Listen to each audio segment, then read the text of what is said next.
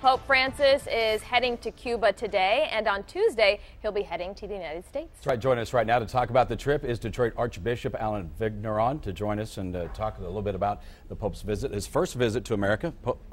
Father, thank you so much for being here. I'm really happy to be here. Thank you. Tell us about the significance of Francis's first visit here to America. Well, he's principally coming to Philadelphia for the meeting of families, which is part of his understanding about making strong families. That's the way to move people off the peripheries. Then I think it made all the sense in the world to have this visit to the United States include stopping at the United Nations and also going to the Capitol to visit the President, visit the Congress.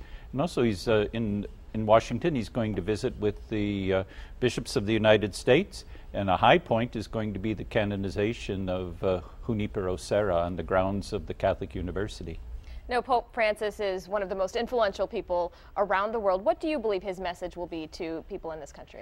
I think he's going to particularly call all of us, he uses the word peripheries, another word is margins, to not let people stay at the margins, to do what we can to bring them in. This is a constant theme that he speaks about. And I also think he's going to speak especially to Christians to call us to be evangelists, to present the good news that does bring people into communion. And what has the response been about his visit to America, not only nationally, but right here in Detroit? Well, very positive. I meet lots of people who say, oh, you've got a great Pope. I really would like to meet him. Too bad he couldn't come to Detroit. The mayor invited him. I invited him.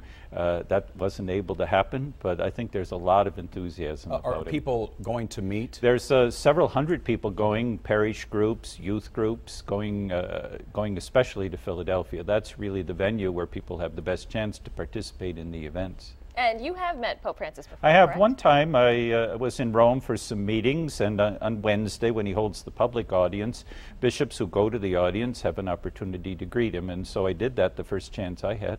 Told him that everybody in Detroit loves him and we're praying for him. And he always expresses his gratitude in being prayed for. Yeah, I know he has a lot of people to meet. Do you know yet if you'll be able to see him again and get up close to him again? I don't know if I'll have a chance to shake his hand. I hope I can. I presume there'll be a number of bishops who do have that opportunity, especially after we have the conference with him.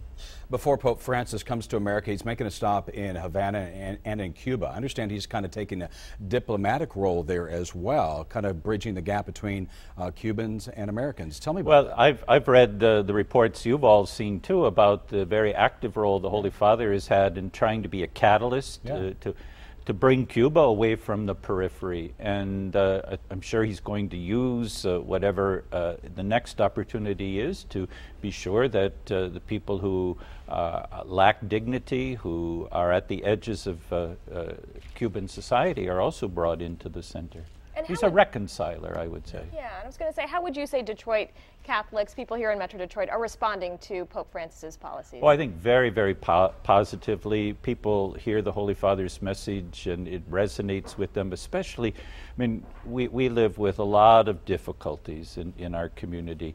And the idea that the Pope is summoning us to support one another, to be a